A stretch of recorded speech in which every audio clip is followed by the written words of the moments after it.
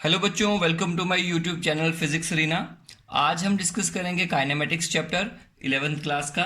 Kinematics बच्चों क्या होती है, पहले इसको समझते हैं, फिर इसके आगे इसमें हम कंटिन्यू करेंगे। सबसे पहले एक टर्म आती है मैकेनिक्स। मैकेनिक्स क्या होती है? तो मैकेनिक्स जो वर्ड है इसका मतलब है स्टडी ऑफ मोशन।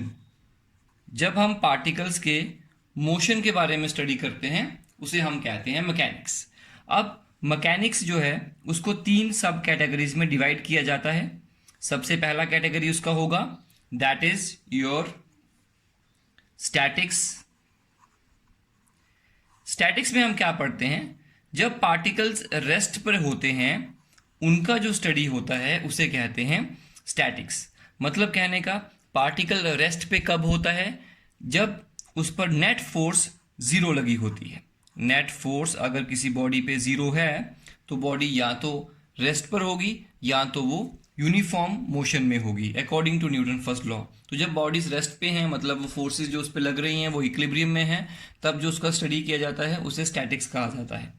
उसके बाद दूसरा सब कैटेगरी है काइनेमेटिक्स।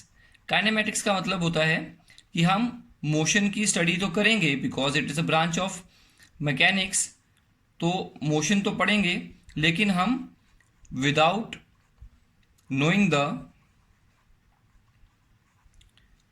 Cause of it. मतलब मोशन को पढ़ेंगे लेकिन उसके कारणों को नहीं पढ़ेंगे। कहने का मतलब मोशन क्यों हुआ, किस वजह से हुआ, ये डिस्कस नहीं होगा, लेकिन ये डिस्कस होगा कि मोशन कैसे हो रहा है, पार्टिकल्स किस तरह से मूव कर रहे हैं, पार्टिकल का जो मोशन है उसमें उसकी वेलोसिटी क्या है, कितने बजे गाड़ी चली, कितने बजे पहुंची, कितना टाइम लिया, कितनी एक्सेलरेशन हुई, इनिशियल स्पीड क्या थी, फाइनल स्पीड क्या थी, इन सब बातों के बारे में हम डिस्कशन करने वाले हैं काइनेमेटिक्स में। इसके बाद थर्ड सब ब्रांच है इसकी डायनेमिक्स। डायनेमिक्स में हम पढ़ते हैं कारणों के बारे में कि क्या क्या उनके कारण होते हैं। तो इसके अंदर हम बच्चों थर्ड यूनिट पढ़ेंगे जिसका नाम है लॉज ऑफ मोशन। तो इसमें हम मोशन के कॉजेज के बारे में डिस्कस करते हैं। Cause of motion. Cause of motion क्या होता है? Generally you all know that is force. तो फोर्स लगाने से ही मोशन होता है, तो इसलिए इसके अंदर ये पढ़ेंगे। तो ये 3 सब कैटेगरीज हैं मैकेनिक्स की। मैकेनिक्स क्या है? Study of motion. और इसकी 3 कैटेगरीज हैं। स्टैटिक्स, इसमें हम उन पार्टिकल्स की स्टडी करते हैं जिन पे फोर्सेस इक्विलिब्रियम में होती हैं। इसके अंदर मोशन का स्टडी होता है जब, लेकिन इसके अंदर हम लोग कारणों के बारे में डिस्कस नहीं करते कि मोशन का कारण क्या था, सिर्फ मोशन का स्टडी होता है और इसके अंदर मोशन के कारणों का डिस्कशन होता है। तो ये थर्ड यूनिट पे आएगा लॉज ऑफ मोशन में। तो चलिए बच्चों काइनेमेटिक्स को स्टार्ट करते हैं। सबसे पहले हम एक टर्म को स्टडी करेंगे यहाँ पे जिसका नाम है रेस्ट, और दूसरी टर्म है जिसका नाम है मोशन। बच्चों इसके बारे में ऑलरेडी आप 9th क्लास में डिस्कस कर चुके हैं, फिर से एक बार देखते हैं। तो कहेंगे जब एक पार्टिकल अपनी पोजीशन को टाइम के विद रिस्पेक्ट में चेंज नहीं कर रहा है with respect to its surrounding, then we say the particle is at rest. फिर से सुनिए, when a particle do not change its position with respect to its surroundings by the passage of time, that is called, then we say the most particle is at rest. तो जैसे मान लीजिए आप एक बस में बैठे हैं और आपका फ्रेंड भी आपके साथ बस में बैठा है, तो आपके विद रिस्पेक्ट में आपका फ्रेंड रेस्ट पे है बिकॉज आपके फ्रेंड जो है उसकी पोजीशन आपके विद रिस्पेक्ट में चेंज नहीं हो रही है।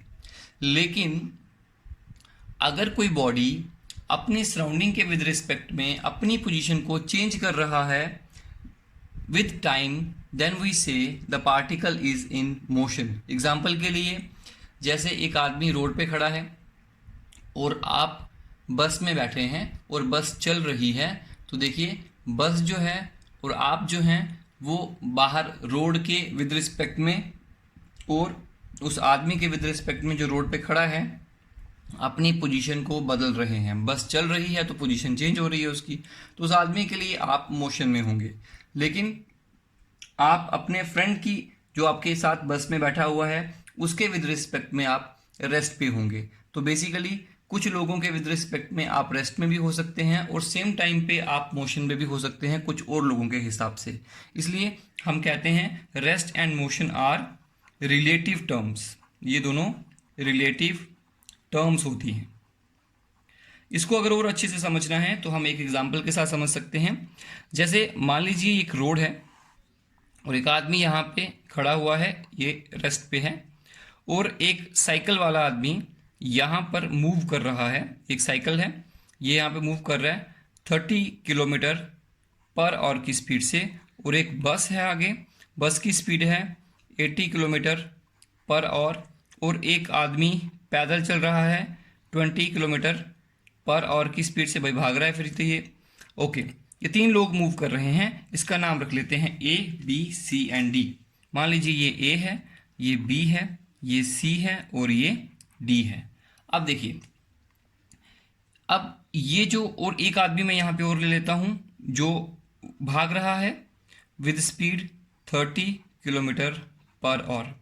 अब मुझे बताइए, हमें स्पीड निकालना है मान लीजिए बस का, या फिर हाँ हमें बस का स्पीड निकालना है। तो स्पीड ऑफ बस कितना होगा ये कैलकुलेट करना है। तो सबसे पहले हम इस आदमी से पूछते हैं कि भाई तुम्हें क्या लगता है कि सी का क्या स्पीड होगा। तो वो कहेगा भाई मेरे पास से वो गाड़ी बस निकली है 80 किलोमीटर पर आवर की स्पीड से। तो स्पीड ऑफ ए सी, या मैं ऐसे लिखता हूँ velocity of C with respect to A equal to 80। बिल्कुल सही। उसके बाद जब हमने पूछा इस आदमी से, साइकिल वाले से, कि भाई तुम्हारे हिसाब से बस की स्पीड क्या होगी, तो वो कहेगा, वो खुद भी देखो 30 की स्पीड से आगे जा रहा है, बस 80 की स्पीड से आगे जा रही है, तो उसे लगेगा कि भाई बस की जो स्पीड है वो सी की स्पीड जो होगी विद रिस्पेक्ट टू बी जो होगी that is 50 kilometre per our, क्योंकि वो खुद भी 30 की स्पीड से चल रहा है, उसको लगेगा 50 है। वैसे ही मान लीजिए एक कार वाला आदमी भी यहाँ पे चल रहा है, उसका नाम रख लीजिए ई, और उसकी स्पीड भी 80 है। तो जब हम पूछेंगे कार वाले को कि बस की स्पीड क्या, कहता है भाई कहाँ चल रहा है, मेरे सामने तो है, दोनों की स्पीड सेम है, आमने सामने है, इनको लगेगा कि ये बिल्कुल भी नहीं चल रहे। तो इसके विद रिस्पेक्ट में सी की स्पीड जो होगी, speed of E C sorry with respect to E that will be equal to 0। अब देखिए इसी तरह से इससे पूछिए, ये जो पैदल चल रहा आदमी 20 की स्पीड से, ये बोलेगा इसका नाम डी है, तो सी का स्पीड डी के विद रिस्पेक्ट में होगा 60 किलोमीटर पर आवर। आप बताइए सी का स्पीड है कितना। हर इंसान के हिसाब से अलग अलग स्पीड आ रहा है, इसीलिए स्पीड कभी भी निकाला जाएगा, कैलकुलेट किया जाएगा तो वो रिलेटिव होगा। रिलेटिव मतलब किसके विद रिस्पेक्ट में स्पीड देख रहे हो, ये चीज़ रिलेटिव वेलोसिटी को कहलाती है। तो रिलेटिव वेलोसिटी जो होगी of C with respect to A 80 है, विद रिस्पेक्ट टू बी 50 है, विद रिस्पेक्ट टू ई 0 है, विद रिस्पेक्ट टू सी या डी 60 है, और जो आदमी यहाँ पे खड़ा है उसके विद रिस्पेक्ट में 80 है।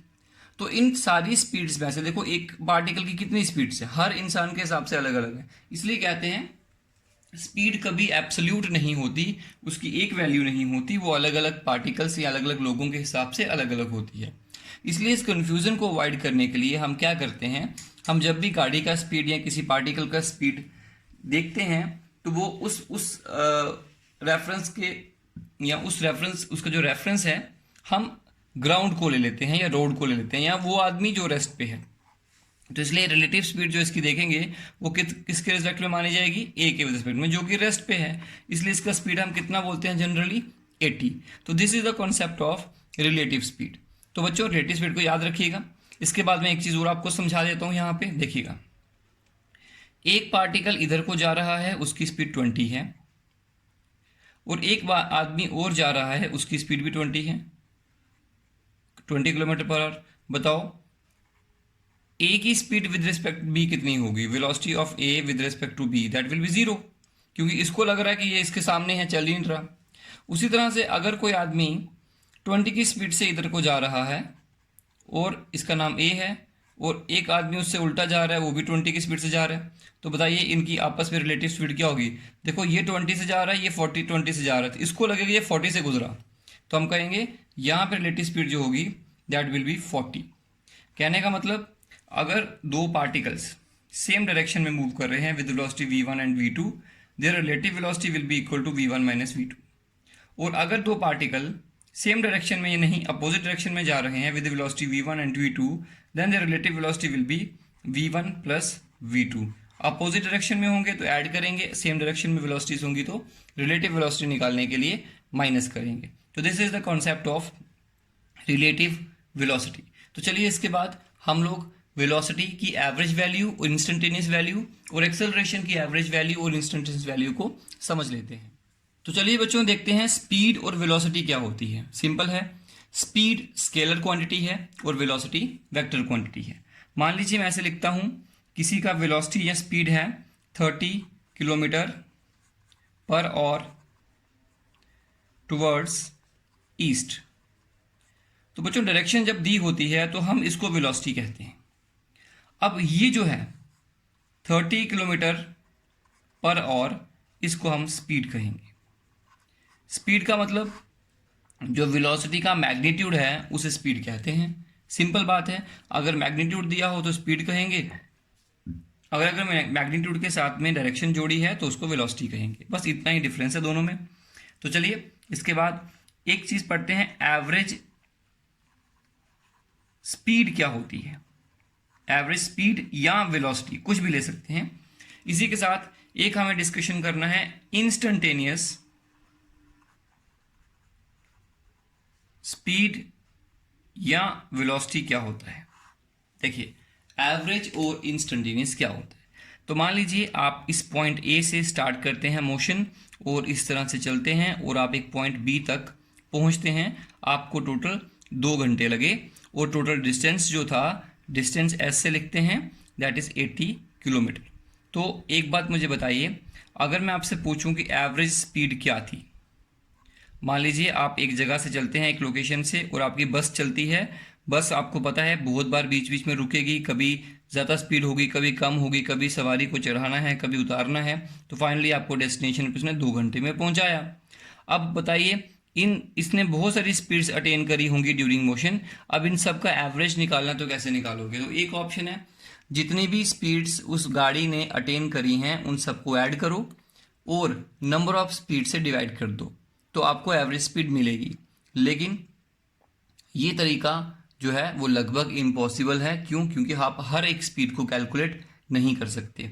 इसलिए जो दूसरा तरीका एवरेज निकालने का होता है वो है total distance covered. Total distance आपने कितना कवर किया और उस डिस्टेंस को कवर करने में टोटल टाइम कितना लगा।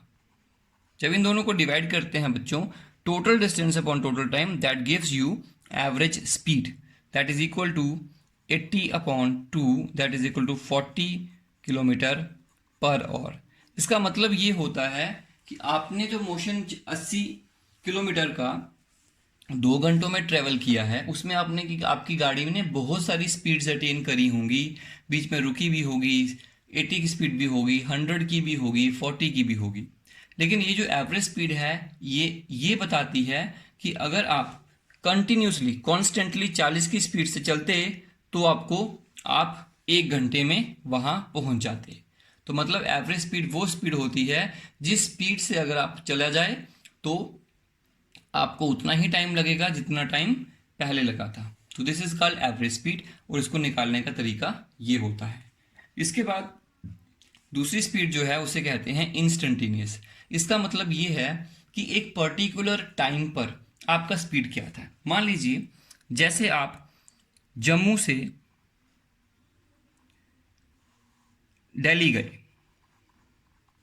तो जम्मू से आप दिल्ली गए तो क्या होगा उसमें, जब आप यहां से जा रहे हैं तो रास्ते में कहीं पठानकोट आएगा, मान लीजिए पठानकोट है, रास्ते में कहीं अंबाला आएगा या जलंधर आएगा, मान लो जलंधर है, रास्ते में कहीं और मान लीजिए पानीपत आ गया।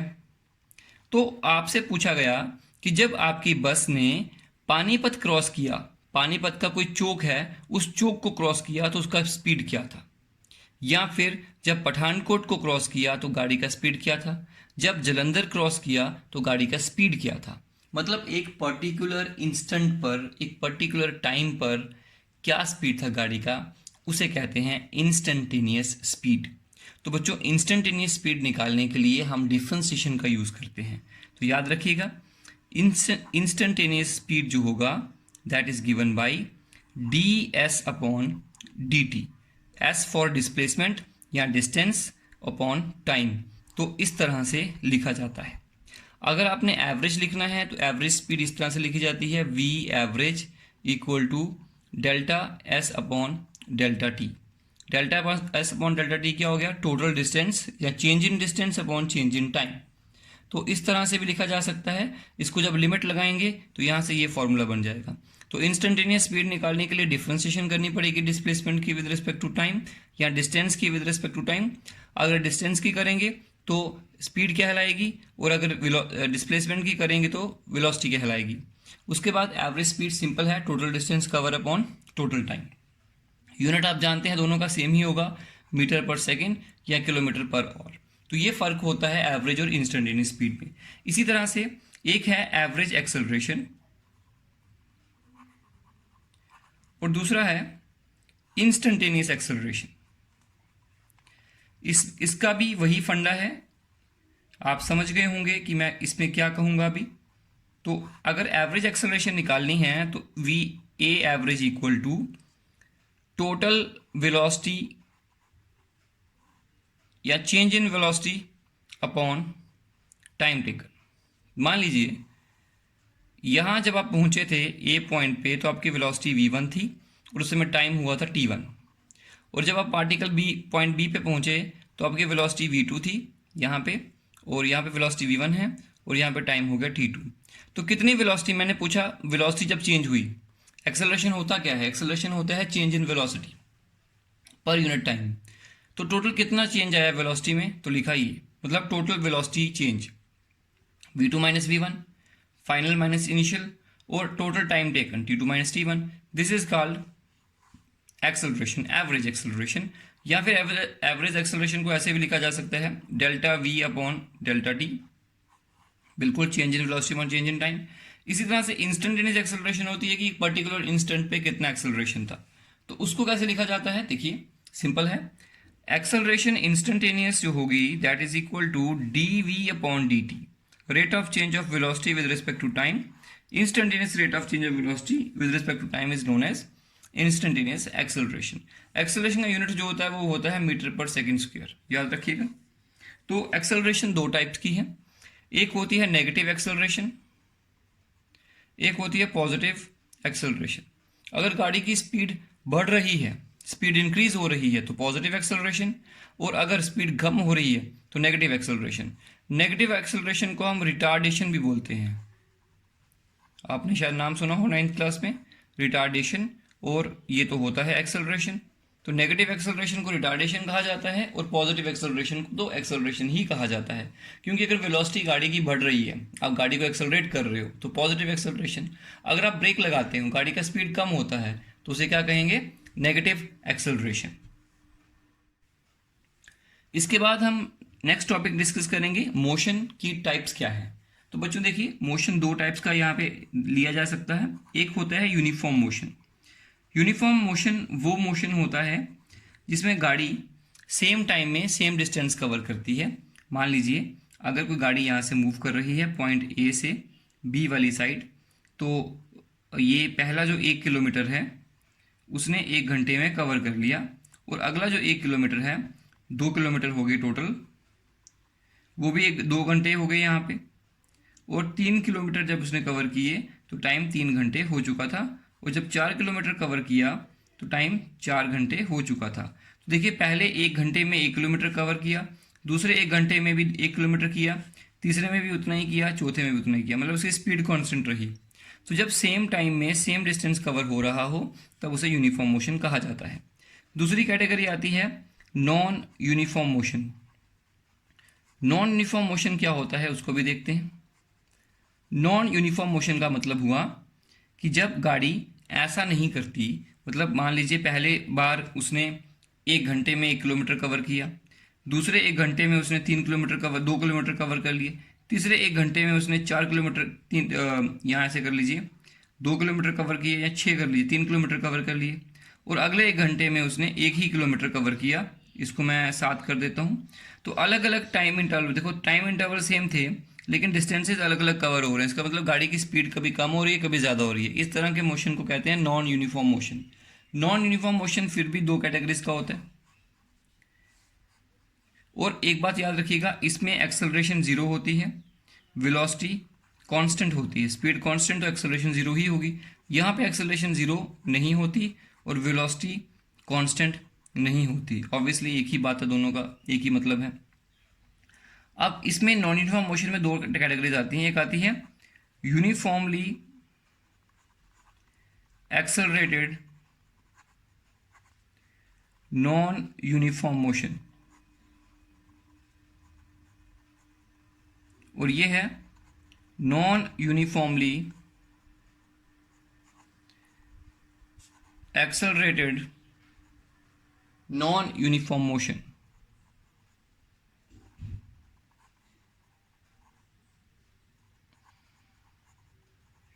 देखिए मोशन दोनों ही नॉन यूनिफॉर्म है, लेकिन डिफरेंस क्या है दोनों में?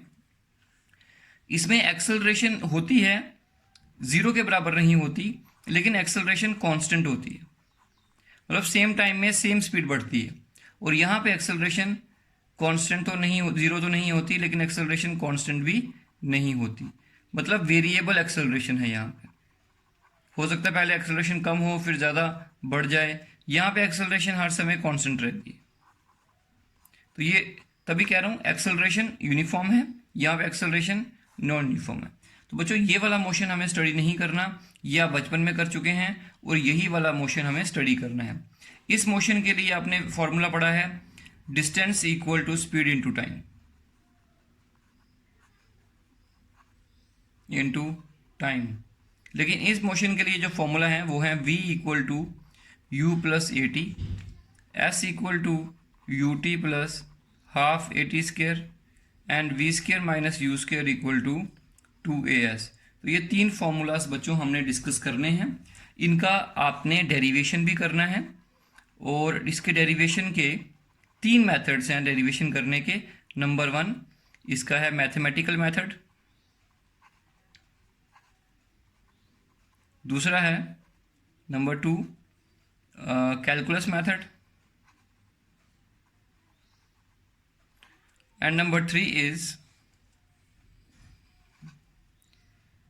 Graphical method. ग्राफिकल मेथड आपने ऑलरेडी ये वाला और ये वाला ऑलरेडी 9th में पढ़ा हुआ है, तो एक बार आप इसके डेरिवेशन ज़रूर देखिएगा कैसे कैसे करते हैं। 3 फॉर्मूलाज, ये फॉर्मूलाज कौन से मोशन के लिए हैं? Uniformly accelerated non uniform motion उसके लिए हैं। अगर हम इसमें एक्सेलरेशन 0 करते हैं तो distance equal to speed into time फिर से आ जाएगा। तो जब ऐसा मोशन होगा जिसमें एक्सेलरेशन है वो यूनिफॉर्म है, तब ये वाले फॉर्मूला अप्लाई होते हैं। यहाँ पे मैं बता देता हूँ यहाँ पे कौन कौन क्या है। Where v is equal to final velocity, u equal to initial velocity, s equal to displacement, a equal to acceleration and t equal to time. मान लीजिए आप जो हैं, आप कहीं से मान लीजिए जैसे पठानकोट से आप चलते हैं, पठानकोट से चले, रास्ते में आया कठुआ, और उसके बाद आपको जम्मू पहुंचना था। तो पठानकोट से चले और कठुआ से जम्मू आपको पहुंचना है। तो आपकी गाड़ी जो है वो कठुआ से चली है और जम्मू तक जाके रुक जाएगी। अब बच्चों मुझे मोशन स्टडी करना है गाड़ी का कठुआ से लेकर जम्मू तक का। मुझे ये मतलब नहीं है कि कठुआ से पीछे क्या हुआ। तो मेरा जो इंटरवल है, जो मैं मोशन स्टडी करूंगा, वो इंटरवल जो है वो कठुआ में जब गाड़ी पहुंचेगी तब से स्टार्ट होगा और यहाँ पे ख़त्म होगा। तो जब से मेरा जो ऑब्जर्वेशन स्टार्ट होगा उस समय मैं अपनी घड़ी पे टाइम को 0 रखूंगा, स्टॉप वॉच पे टाइम 0 रखूंगा, और जब यहाँ पहुंची तो मैं टाइम स्टॉप वॉच को ऑफ कर दूंगा। लेट सपोज 30 सेकेंड्स हुए थे, तो ये इंटरवल का टाइम लिखना आ गया। तो जहाँ से इंटरवल स्टार्ट होता है वहाँ पर टाइम 0 लिखिए, और जहाँ ख़त्म होता है वहाँ पर टाइम t लिखिए। जो भी होता है वो टाइम जो भी होगा वो लिखिएगा। अब जो वेलोसिटी आपकी इस इंटरवल के स्टार्टिंग में होगी, मान लो गाड़ी का स्पीड 0 था, यहाँ पे स्टार्ट हुई, गाड़ी चली, जब कठुआ क्रॉस किया तो गाड़ी का स्पीड था 80 किलोमीटर पर आवर। तो मैं कहूँगा कि हमारी इनिशियल वेलोसिटी जो होगी वो 80 है। तो u is the what, starting के इंटरवल में, जब इंटरवल स्टार्ट होता है हमारा, जहाँ से हमने ऑब्जर्वेशन शुरू करनी है, उस समय घड़ी पे टाइम 0 सेकंड लेते हैं और उस समय की स्पीड को इनिशियल वेलोसिटी कहते हैं। और फाइनली जब आपकी गाड़ी डेस्टिनेशन में पहुँचती है, वहाँ जाकर क्या स्पीड होता है उसे कहते हैं फाइनल वेलोसिटी। तो यहाँ पे फाइनल वेलोसिटी, यहाँ पे इनिशियल वेलोसिटी। इवन मुझे आगे जाना है, मान लो मुझे कटरा जाना है, तो जम्मू से जब गाड़ी निकली तो गाड़ी रुकी नहीं, गाड़ी का स्पीड 40 था, तो मेरी फाइनल वेलोसिटी 40 हो जाएगी, क्योंकि मुझे मोशन स्टडी करना है कठुआ से जम्मू तक का। तो कठुआ में स्पीड जो भी होगी, कठुआ को क्रॉस करते समय मान लो गाड़ी ना रुकी हो, तो उसकी स्पीड 80 थी, तो मैं उसको u या 80 कहूँगा। और जब उसने जम्मू क्रॉस किया, जो मेरा लास्ट पॉइंट था टर्मिनल, वहाँ पे जब क्रॉस किया तो गाड़ी का स्पीड 40 था, उसने कह दिया 40 है। तो ये फाइनल वेलोसिटी, ये इनिशियल वेलोसिटी। अब देखिए 80 से 40 हुई है, इसका मतलब स्पीड कम हुई है, स्पीड में गिरावट आई है, तो दैट इज रिटार्डेशन, उसे हम रिटार्डेशन कहते हैं। वो अपना वैल्यू यहाँ पे लिखेंगे और कैलकुलेट करेंगे। तो बच्चों इस तरीके से इन चीज़ों को करना है। अभी आज के नेक्स्ट क्लास में हम लोग इनके ऊपर न्यूमेरिकल डिस्कस करेंगे, इन फॉर्मूलाज के ऊपर, और साथ में सिंपल वेलोसिटी एक्सेलरेशन वाले न्यूमेरिकल्स जो होंगे उनका नेक्स्ट वीडियो में डिस्कशन होगा।